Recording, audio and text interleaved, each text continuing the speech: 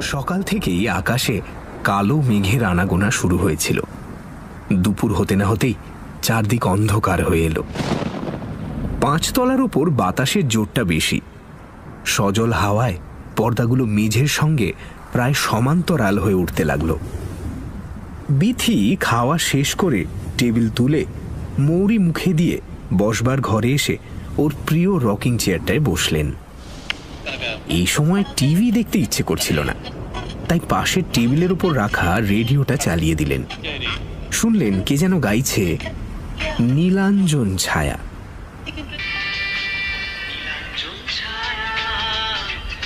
মনে মনে ভাবলেন আজ রাতেই তো গৌতম ট্যুর থেকে ফিরছে, কাজেই বিরহে আর বেশিক্ষণ থাকতে হবে না। গানটা ভালো করে শোনবার জন্য চোখ বুজে শরীরটা এলিয়ে দিলেন বিথি। শুনতে শুনতে ওর সমস্ত দেহ মনে এক তৃপ্ত প্রশান্ত মধুর অনুভূতি আস্তে আস্তে ছড়িয়ে পড়তে লাগলো।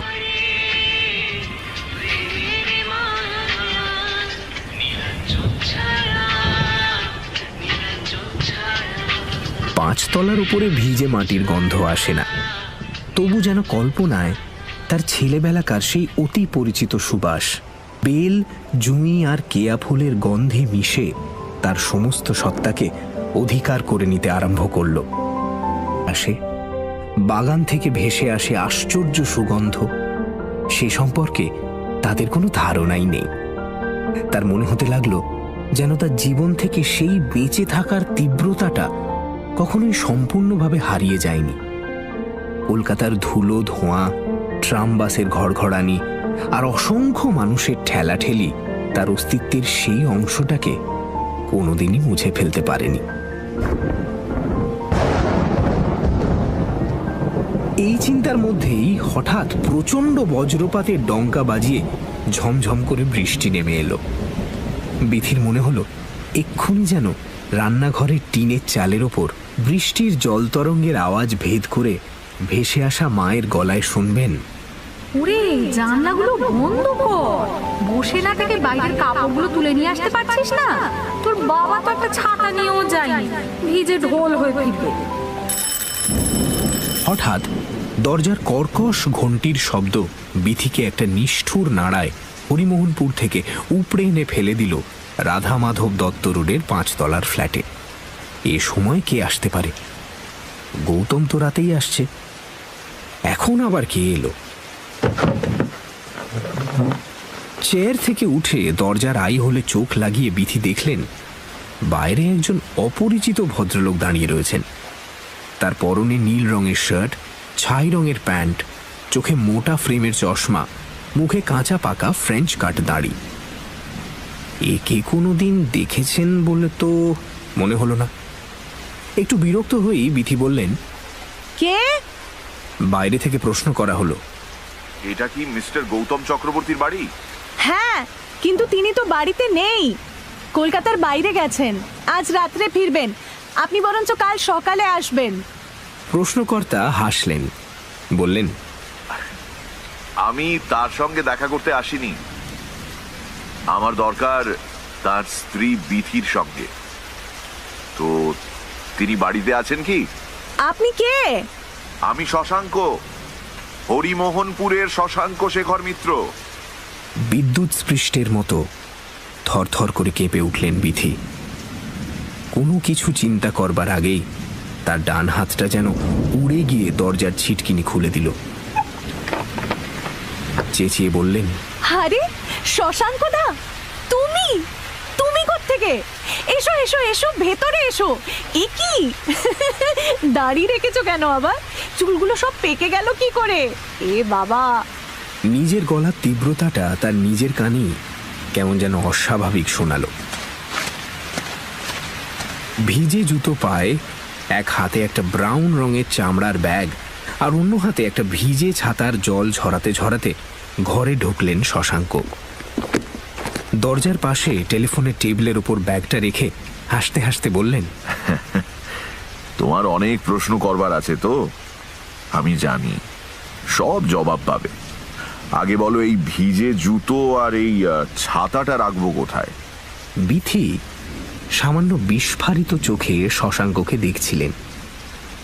43 বছর বয়স, অথচ এর মধ্যেই চুল দাড়ি বেশ পেকে গেছে, চোখে চশমা উঠেছে, তবে সেই অসাধারণ স্বাস্থ্যটি অটুট রয়েছে, টোল খায়নি একেবারেই। হরিমোহনপুরের দিগন্ত বিস্তৃত ধানের ক্ষেতের আলের উপর দিয়ে হো হো করে দৌড়ানো, ক্যানালের জলে সাঁতার কাটা, আম গাছে উঠে ঘুড়ি পাড়া, আর বড় দরগার রুক্ষ মাঠে সারা বছর ফুটবল খেলা যে স্বাস্থ্য তৈরি করে দেয়, তাকে নষ্ট করা সহজ ব্যাপার নয়। শশাঙ্কর প্রশ্ন শুনে বিথি বললেন, হ্যাঁ, 1 মিনিট দাঁড়াও, ব্যবস্থা করছি। বলে বাথরুমের দিকে রওনা হলেন। হঠাৎ তার ইচ্ছে হলো ছেলে মানুষের মতো দৌড়ে যেতে, কিন্তু পারলেন না। দেখলেন পায়ে পা জড়িয়ে যাচ্ছে। বাথরুম থেকে একটা লাল প্লাস্টিকের বালতি এনে শশাঙ্কর পায়ের কাছে নামিয়ে দিয়ে বললেন, একটা কাজ করো, ভিজে জুতো জোড়া আর এই ছাতাটা এর মধ্যে রাখো। জুতো আর ছাতা বালতিতে রেখে শশাঙ্ক হাসতে হাসতে একটা সোফায় গিয়ে বসলেন। বললেন, কত বছর বাদে দেখা হলো বলো তো? 20 বছর তো হবেই। বলে সামনে সেন্টার টেবিলের উপর পা তুলে দিয়ে ভালো করে হেলান দিয়ে বসে দীর্ঘ নিঃশ্বাস ফেলে বললেন, এবার তোমার কি কি প্রশ্ন করবার আছে করে ফেলো, তারপরে আমি আমার প্রশ্নমালা বের করব। আমার আর কি প্রশ্ন? কোথায় আছো, কি করছো, ছেলেপুলে কটি, কি করে তারা, এই তো আর কি। বেশ, তোমার প্রথম প্রশ্নের উত্তর আমি গৌরদাস লাহা রোডে হিমশিখর অ্যাপার্টমেন্টে, এখান থেকে খুব একটা দূরে নয়, একটা ফ্ল্যাট কিনেছি সেখানে, বছরখানেক হলো। দ্বিতীয় প্রশ্নের উত্তর, রুগী মারছি আর পয়সা কামাচ্ছি, হিমশিখরের একতলাতেই আমার চেম্বার। তৃতীয় প্রশ্নের উত্তর, ছেলেপুলে নেই কারণ বিয়ে করিনি। বিয়ে করনি কেন?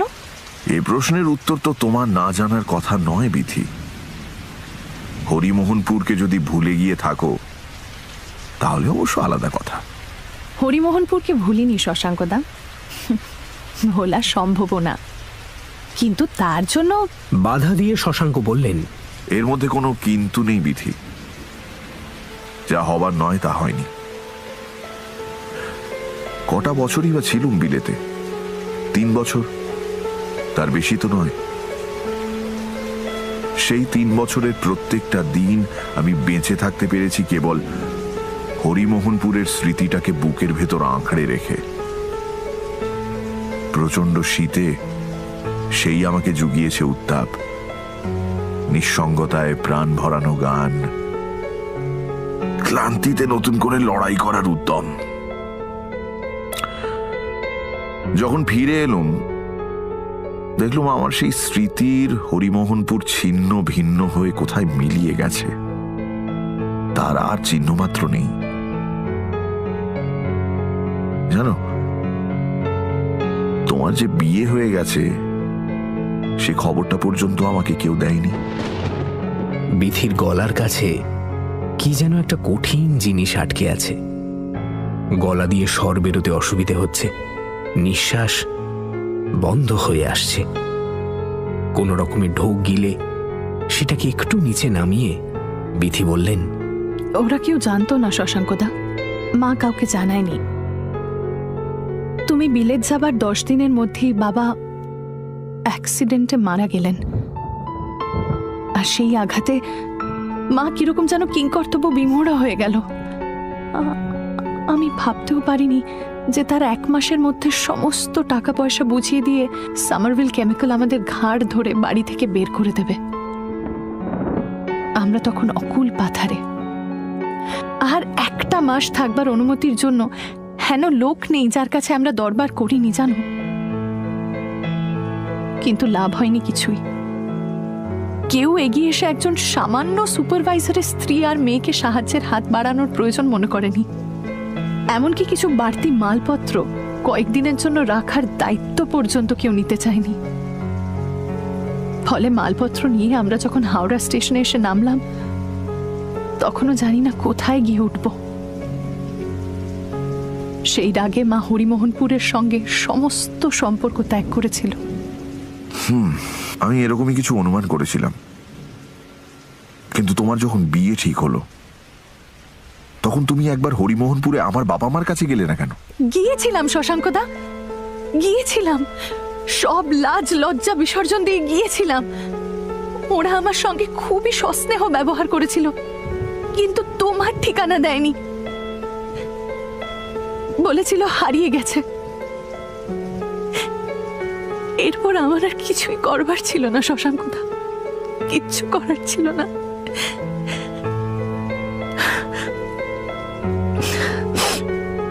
যদিও আজ বলা নিরর্থক, তবুও তার কারণটা তোমাকে বলছি। হাওড়া স্টেশন থেকে বেরিয়ে আমরা জ্যাঠামশাইয়ের বাড়িতে গিয়েছিলাম আশ্রয়ের সন্ধানে। জ্যাঠাইমা পরিষ্কার জানিয়ে দিলেন যে ওখানে আমাদের স্থান হবে না, সেখান থেকে মার বড় মামার কাছে। সেখানে থাকতে পেলাম। সেটা যে কত বড় পাওয়া, যাদের সামনে একমাত্র বিকল্প ফুটপাত, তারা ছাড়া আর কেউ তা বুঝতে পারবে না। তাই আমার মামাতো ভাই শম্ভুদার স্ত্রী নন্দা বৌদি যখন তার মাস্তুতো ভাই গৌতমের সঙ্গে আমার বিয়ের প্রস্তাব আনলো, তখন সেটা অস্বীকার করার মতন ক্ষমতা আমাদের ছিল না। সদ্য বিয়ে পাশ করা 20 বছর বয়সের একটা মেয়ের কাছে বিদ্রোহ তখন আত্মহত্যারই আরেক নাম। পায়ের তলায় যেটুকু সামান্য মাটি, সেটা যে কোনো মূল্যে আঁকড়ে থাকাই তখন আমাদের একমাত্র লক্ষ্য শশাঙ্কদা। আমার মার কথা ভেবে আমাকে রাজি হতে হয়েছিল। শশাঙ্ক ফিকে হাসলেন, বললেন, হয়তো ভালোই করেছিলে যে আমার কথাটা আর ভাবনি। আমি আজ সেই জন্য আর কিছু না হোক মুক্ত বিহঙ্গ হয়ে থাকতে পারছি, কিন্তু মুক্তি আমি চাইনি বিধি, আমি বন্ধনই চেয়েছিলাম। সেই সোনার খাঁচাটার সন্ধানে বিলেত থেকে ফিরে পাগলের মতো কলকাতার রাস্তায় রাস্তায় ঘুরে বেরিয়েছি। কত লোকের কাছে অশ্রাব্য গালিগালাজ শুনেছি, কত জায়গায় মার খেতে খেতে বেঁচে গেছি, তবু সেই খোঁজা তো আজও বন্ধ হলো না। কোন সুন্দরী মেয়ে দেখলে থমকে দাঁড়াই, খুঁটিয়ে খুঁটিয়ে তার মুখে আর একটা মুখ খুঁজি। লোকে ভাবে আমি দুশ্চরিত্র বদমাইশ, আমি কেয়ার করি না। কাকে তুমি খুঁজছো শশাঙ্কদা? সেই বিথি তো আর নেই। হরিমোহনপুরের মতো সেও তো আজ কেবল একটা স্মৃতি মাত্র। না, হরিমোহনপুর আমার কাছে কেবল একটা স্মৃতি নয় বিথি, আমার বেঁচে থাকার জন্য দরকারি অন্যান্য অবশ্য প্রয়োজনীয় জিনিসের মতোই তা বাস্তব। আমি তাকে হাত বাড়িয়ে ছুঁতে পারি। বিশেষ করে যবে থেকে রাজলক্ষ্মী কলেজের ফার্স্ট ইয়ারের একটি দুবিনুনি করা শান্ত শিষ্ট মেয়ের সঙ্গে আমার ঘনিষ্ঠতা, তবে থেকে আমার জীবনের সঙ্গে সে তো ওতপ্রোতভাবে জড়িয়ে গেছে। তাকে কেবল একটা স্মৃতি বলে এড়িয়ে যাব, তার কি সত্যি কোনো উপায় আছে বিধি? বিধির মনে হলো যেন তার ঘরের সুস্থ মসৃণ আর কঠিন দেওয়ালগুলো আস্তে আস্তে ভেঙে পড়ে যাচ্ছে। তাদের আটকানো দরকার, কিন্তু আটকাবেন কি করে? তাদের ভিতগুলো যে কবে নড়বড়ে হয়ে গেছে তা বিধি টেরই পাননি। কিসের যেন একটা ঘুণ পোকা তার অজান্তে তাদের কুড়ে কুড়ে খেয়ে ফেলেছে। অথচ দেওয়ালগুলো না থাকলে অনভ্যস্ত আকাশের নিচে বাঁচতে পারবেন কি? তাই বিধি নিজেকে দিয়ে বলালেন, ওসব কথা থাক শশাঙ্কদা, তার চেয়ে বলো আমার ঠিকানা পেলে কোত্থেকে? শশাঙ্ক বাবু হাসলেন, বললেন, চেষ্টায় কি না হয় চেষ্টায়। তোমাদের এই বাড়িতে আমার এক রুগিনী আছেন। দিন 10 আগে তাকে দেখতে এসে তোমাকে দেখলাম গাড়ি থেকে নামতে। তোমাকে আমাকে চিনতে এতটুকু অসুবিধে হয়নি জানো। রবীন্দ্রনাথের খ্যাপা পরশ পাথর চিনতে পারেনি, এই খ্যাপা কিন্তু পারল। শুধু একটু মোটা হয়েছ এই যা। তোমার সব খবর আমার সেই রুগিনীই দিলেন। তোমার গৃহকর্তার বদলি চাকরি, এতদিন বাইরে বাইরে কাটিয়ে বছর খানেক আগে এসেছেন কলকাতার হেড অফিসে। কি তাই তো? তার রিটায়ারমেন্টের আগে এটাই বোধহয় শেষ পোস্টিং। মাস ছয়েক আগে এই ফ্ল্যাটটা কিনে এখানে এসেছেন। তোমাদের ভারতবর্ষের অনেক শহরেই ঘুরতে হয়েছে। তোমার ছেলে ইঞ্জিনিয়ারিং পড়ছে পুনায়, মেয়ে পড়ছে দিল্লির মিরান্ডা হাউসে। পরিপূর্ণ সংসার তোমার বিধি। হ্যাঁ, পরিপূর্ণ সংসারই বটে। ছেলে মেয়ে দুটো সারা জীবন কাটালো হোস্টেলে, হাজবেন্ড মাসের মধ্যে 15 দিন ট্যুরে। আমি উৎকণ্ঠ হয়ে এই পরিপূর্ণ সংসার সাজিয়ে বসে থাকি, কে কবে কখন এসে আমাকে ধন্য করবে সেই আশায়। আজ আমার সব ভালোবাসা, স্নেহ, প্রেম, আকাঙ্ক্ষা আটকে রয়েছে এ বাড়ির কতগুলো ফটো অ্যালবামের হলদে হয়ে আসা ছবির ভেতরে। শশাঙ্ক গম্ভীর হয়ে গেলেন। চশমাটা খুলে মুখের উপর হাত বুলিয়ে বললেন, জানো বিধি, আমি চিরকাল ভাবতাম, এখনো ভাবি, যে তোমার আর যাই কিছু প্রাপ্য হোক না কেন, সেটা অন্তত নিঃসঙ্গতা নয়। অনেকে হয়তো তোমাকে জানে সুন্দর, শান্ত, গম্ভীর আর অন্তর্মুখী বলে, কিন্তু আমি জানি, হ্যাঁ আমি জানি, তোমার মধ্যে ছটফট করে বেড়াচ্ছে একটা পাগলা ঘোড়া। বেড়া ভেঙে মুক্ত মাঠের ওপর বেরিয়ে এলে তার উদ্দাম উল্লাস আর হৃষ্ট রেশা আমি যে আজও শুনতে পাই বিধি। বিধির সমস্ত শরীর যেন অবশ হয়ে আসতে লাগলো। অতীতের তীর থেকে ভেসে আসা ঝরা ফুলের কান্নায় তার দু চোখ জলে ভরে এলো। আপ্রাণ চেষ্টা করেও তা ঠেকাতে পারলেন না। একটু সামলে নিয়ে কোনো রকমে বললেন, যা হারিয়ে যায় তাকে আগলে বসে থেকে কি লাভ শশাঙ্কদা? আজ তুমিও কি নিঃসঙ্গ নও? আমিও তো জানি যে তোমার ওই শিক্ষিত, সভ্য, ভদ্র, পরিচ্ছন্ন ওপরের খোলসটার ভেতর একটা আদিম, বন্য, হিংস্র মানুষ লুকিয়ে রয়েছে, যে সবকিছু নিষ্ঠুরভাবে কেড়ে নেয়, ভাসিয়ে নিয়ে যায় বাঁধ ভাঙা বন্যার মতো। আজ তো সে সবই পুরনো কথা। যে লতার গোড়াটাই কাটা গেছে, তাতে কি আর ফুল ফুটতে পারে? আমার নিঃসঙ্গতার কথা বাদ দাও, সেটা ভেতরের, তাকে ছোঁয়া যায় না। আমার তো কাজ আছে, বাইরের পৃথিবীটা আছে। অথচ তোমার একাকিত্বটা যেন তোমাকে চারদিক থেকে ঘিরে রয়েছে। তোমার ভেতরের পাগলা ঘোড়াটাকে সে তো কিছুতেই বাইরে আসতে দেবে না। জানো বিধি,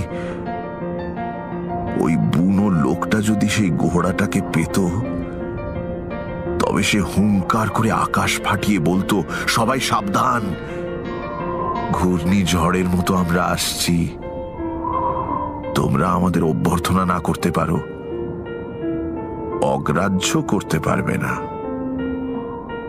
শশাঙ্ক সেন্টার টেবিল থেকে পা নামিয়ে উঠে দাঁড়ালেন। বিধির কাছে এগিয়ে এসে ওর আর্দ্র মুখটা দু হাতে উঁচু করে তুলে ওর ঠোঁটের ওপর একটা চুম্বন স্থাপন করলেন। কোনো বাধা দিতে পারলেন না বিধি, অথবা দিলেন না। ব্যাপারটা আকস্মিক হলেও তার মনের অনেকটা গভীরে বোধহয় অপ্রত্যাশিত ছিল না। কিছুক্ষণ বাদে একটু সরে গিয়ে জানলার সামনে গিয়ে দাঁড়ালেন শশাঙ্ক। যেন বৃষ্টির দৃশ্য দেখতে দেখতে বললেন,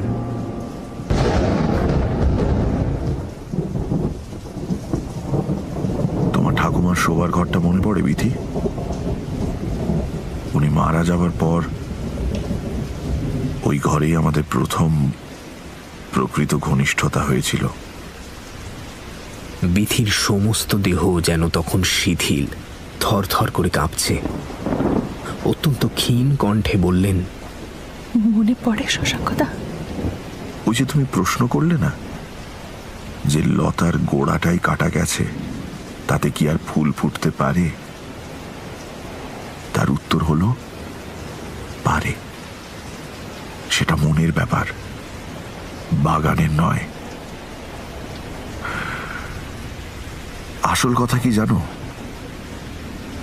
আমাদের মনটা ওই শোবার ঘরের মতো। সেখানে সব অসম্ভবই সম্ভব হয়।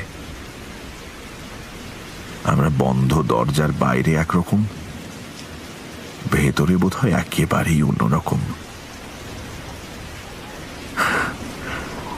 একটা নার্ভাস আনাড়ি ছেলে তার নিজের মধ্যে খুঁজে পায় তার অন্তর্গত দুর্দমনীয় পৌরুষকে। এর মধ্যে কোনটা যে আসল রূপ তা আমি জানি না বিথি। বোধহয় দুটো মিলেই আমাদের বেঁচে থাকা। তবে একটা ব্যাপার বড় অদ্ভুত, শোবার ঘরের বাইরে বিশাল পৃথিবীতে আমাদের আনাগোনা একটা নিতান্ত ছোট্ট গণ্ডির ভেতর। অথচ দেখো, ওই চার দেয়ালের মধ্যে আমরা সীমাহীন আকাশটাকে টেনে নামিয়ে আনতে পারি সমুদ্রের উচ্ছ্বাস, বসন্তের সুগন্ধ, অথবা মৃত্যুর প্রশান্তি। কি বিধি, পারি না। আমি আর পারি না শশাঙ্কদা, আমি আর পারি না। আমার আকাশ, সমুদ্র, বসন্ত এসব আর নেই। যা আছে সেটা শুধুই ক্লান্তি। এটা ঠিক নয় বিথি, এটা ঠিক নয়। আমিও এতদিন এরকম কথাই ভাবতাম। মনে হতো সব বুঝি শেষ হয়ে মিলিয়ে গেছে, কিন্তু আবার তোমাকে দেখে পর্যন্ত মনে হচ্ছে এই ক্লান্তিটা মিথ্যে। তাদের বয়স যাই হোক না কেন, দুটো তারার সংঘর্ষে সারা আকাশ জুড়ে আলোর স্ফুলিঙ্গ ছড়িয়ে পড়বেই।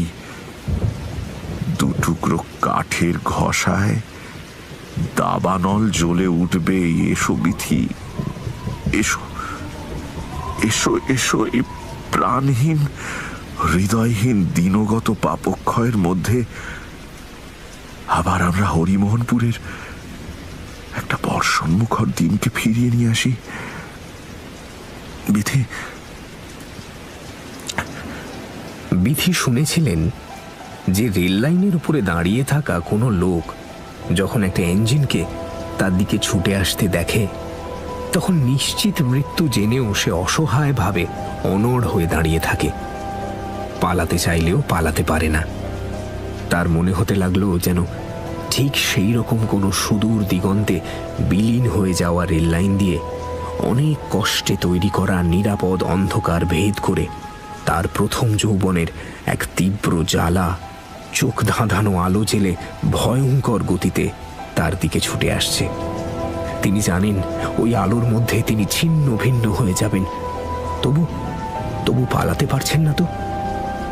তিনি কি পালাতে চান? অস্বীকার করতে চান ওই চোখ অন্ধ করে দেওয়া আলোটাকে? সেই বিচারে যাওয়ার আগে তার রক্তের ভেতরে মিশে থাকা হাজার বছরের সংস্কার তাকে দিয়ে বলালো, তা হয় না শশাঙ্কদা, এটা অন্যায়, অনুচিত। আমরা যে পাল্টে গেছি সেটা তো অস্বীকার করা চলে না। ন্যায় অন্যায় বা উচিত অনুচিতের কথা আমাকে বলো না বিথি। আমরা যেদিন ঘনিষ্ঠ হয়েছিলাম সেদিন ওসব কথা বিবেচনা করিনি। আজ কেন করতে যাব? পাল্টে গেছি নাকি আমরা? আমার ডান কাঁধে 5টা সেলাইয়ের দাগ আছে, তোমার মনে পড়ে?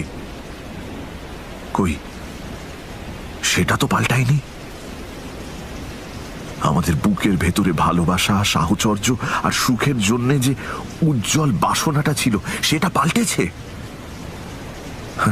আর সমাজের প্রতি কর্তব্য, যা সত্যি, যা একান্ত অবশ্যম্ভাবী, তাকে অস্বীকার করাটা মূর্খতা, কর্তব্য পালন নয়। এসো বিধি, চলো আমরা তোমার শোবার ঘরে যাই। আমি দরজাটা খুলে রাখবো, তোমাকে আসতে হবে, আসতেই হবে, আসতেই হবে তোমাকে। আর দেরি করো না বিধি, বিধি এসো। শশাঙ্ক দীর্ঘ এবং দৃঢ় পদক্ষেপে শোবার ঘরে গিয়ে ঢুকলেন। দরজাটা খুলে দিলেন হাট করে। বিধি নিজেকে আটকে না রাখার আপ্রাণ চেষ্টায় চোখ বুজে তার কম্পিত শরীর আর মনকে আয়ত্তে আনার চেষ্টায় নিজেকে ব্যাপৃত করলেন। হঠাৎ আবার একটা দীর্ঘ কর্কশ ঘণ্টির শব্দে চমকে চেয়ার ছেড়ে উঠে দাঁড়ালেন বিধি। তার বুকের ভেতরে একটা ভয়ঙ্কর আতঙ্ক ধড়ফড় করে উঠল। এবার নিশ্চয়ই গৌতম।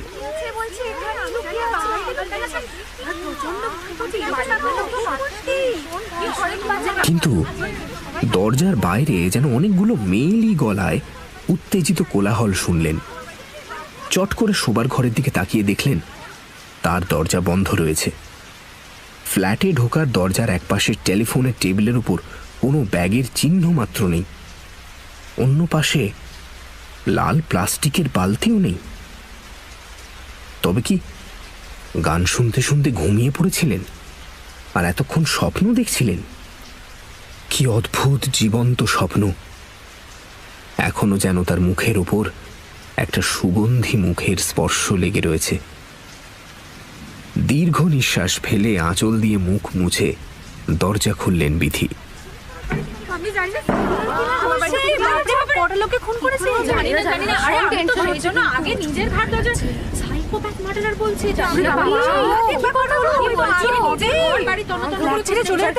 করিডোরে 5 তলার যাবতীয় ফ্ল্যাটের মহিলাদের উত্তেজিত জটলা। পুনরায় বেল বাজানোর জন্য উদ্যত 503-এর দীপ্তি ঘোষ বললেন, এই যে ঘুমোচ্ছিলি না রে? চোখ মুখ তো ফোলা ফোলা দেখছি। আরে কখন থেকে বেল বাজাচ্ছি? এদিকে এ বাড়িতে যে কত ভয়ঙ্কর সব ঘটনা ঘটে যাচ্ছে তার খোঁজ রাখিস? বিধি আশ্চর্য হয়ে বললেন, ভয়ঙ্কর ঘটনা? কি হয়েছেটা কি? আরে একটা মারাত্মক খুনি এ বাড়িতে ঢুকে পড়েছে। এক গাদা পুলিশ সারা বাড়িটা ঘিরে ফেলেছে। এখন প্রত্যেক ফ্ল্যাটে ফ্ল্যাটে ঢুকে তল্লাশি চালাচ্ছে। 506-এর আলপনা মৈত্র চোখ গোল গোল করে বলল, হ্যাঁ গো, লোকটা নাকি সাইকোপ্যাথিক মার্ডারার। আমার ননদ একটু আগে কলেজ থেকে ফিরেছে, নিচে থেকে শুনে এসেছে।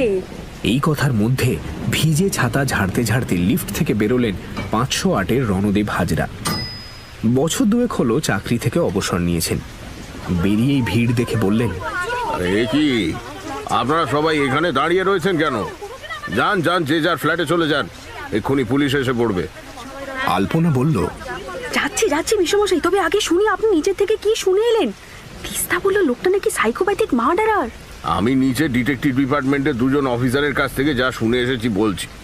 ভিড়টা রণদেবের চারদিকে ঘন হয়ে এলো। রণদেব বললেন, আমিও তাই শুনলাম। লোকটা ডাক্তার, বিড়িতে ডিগ্রি আছে, হার্ট স্পেশালিস্ট আর সাক্ষাৎ শয়তান। রুগীদের বাঁচানোর চেয়ে মারার দিকেই তার ঝোঁকটা বেশি।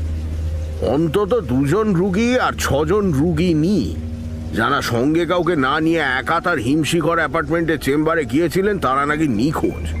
এদের সকলেরই জীবনের ইতিহাস আবার এমনই যে ডাক্তার দিব্যি তার আড়ালে আশ্রয় নিয়ে বেঁচে গেছে। সে নাকি মিষ্টি মিষ্টি কথা বলায় মহা ওস্তাদ। এদের দুর্বলতার সুযোগ নিয়ে ভুলিয়ে ভালিয়ে যখন চেম্বারে কেউ নেই নিয়ে এসে খুন করেছে। পরে তাদের কয়েকজনের মৃতদেহ কলকাতার বাইরে বিভিন্ন জায়গায় পুলিশ আবিষ্কার করে। এর প্রথম স্ত্রীও নিখোঁজ। ডাক্তার বলছে সে নাকি তার প্রেমিকের সঙ্গে পালিয়েছে, তবে পুলিশের ধারণা অন্যরকম। 2 নম্বর স্ত্রী আর তার মাকে তো একেবারে গলাকাটা অবস্থাতেই পাওয়া যায় নৈহাটি স্টেশনের রেল লাইনের ধারে। কিন্তু ডাক্তার এমন অকাট্য অ্যালিবাই তৈরি করে যে পুলিশ তাকে ছুঁতেই পারে না। 3 নম্বরটা শুনলাম নাকি এখনো টিকে আছে। আজ সকালে বেটা একজন রুগিনীকে চেম্বারে নিয়ে তাকে ধর্ষণ করেছিল। পরে অবশ্যই তাকেও হারিয়ে যেতে হতো, তা সেই সময় একজন ইলেকট্রিশিয়ান ঘটনাটা দেখে ফেলে। সে গিয়ে সেই কমপ্লেক্সের সবাইকে জানায়, সঙ্গে সঙ্গে পুলিশকেও খবর দেওয়া হয়। দীপ্তি বললেন, তো ওখান থেকে সবাই মিলে আমাদের এখানে চলে এলো কি করে? যত ঝামেলা। আরে আগে শুনুন তো, ডাক্তার বিপদ আঁচ করে ফেলে।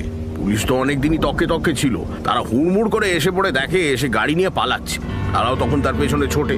লোকটা তখন উপায়ান্ত না দেখে এখানে ঢুকে এসে গাড়ি থেকে নেমে বাড়ির ভেতর চলে যায়। পুলিশও সঙ্গে সঙ্গে বাড়ি ঘেরাও করে ফেলে, তার সব পালাবার রাস্তা বন্ধ করে দেয়। অতএব এমন ইঁদুর কলে পড়ে লোকটা এখনো যে এ বাড়িতে আছে তাতে কোনো সন্দেহ নেই। কাজে আপনাদের কর্তব্য হলো নিজের নিজের ফ্ল্যাটে গিয়ে পুলিশের অপেক্ষা করা, আর যতক্ষণ না তারা আসছে ততক্ষণ দরজা বন্ধ করে রাখা। বুঝেছেন? এবার যান যান, আর ভিড় বাড়াবেন না, যান। কোনোদিন আমাদের পাড়াতে দরজা বন্ধ করে রাখবে? আমি তোকে বলছি সবাইকে। ঠিক এই সময় সিঁড়িতে অনেকগুলো ভারী জুতোর আওয়াজ পাওয়া গেল। মুহূর্তের মধ্যে করিডোর ফাঁকা হয়ে গেল। কেবল তার ফ্ল্যাটের খোলা দরজার সামনে স্তম্ভিত বিধি প্রস্তর মূর্তির মতো দাঁড়িয়ে রইলেন। উদ্যত রিভলভার হাতে একজন পুলিশ অফিসার সিঁড়ি দিয়ে উঠে এলেন, সঙ্গে তার 3 জন রাইফেলধারী কনস্টেবল। সামনেই বিধিকে দেখে তড়বড় করে বলে গেলেন, ম্যাডাম, আপনার ফ্ল্যাটে কি ব্লু শার্ট আর গ্রে ট্রাউজার্স পরা, মাথায় কাঁচা পাকা চুল, মুখে সেই রকম ফ্রেঞ্চ কাট দাড়ি, চোখে চশমা আর হাতে ডাক্তারের ব্যাগ নিয়ে শশাঙ্ক শেখর মিত্র বলে কোনো লোক একটু আগে এসে ঢুকেছে? নিঃশব্দে ভাবলেশীন মুখে যন্ত্রচালিতের মতো হাত তুলে তার শোবার ঘরটা দেখিয়ে দিলেন বিধি।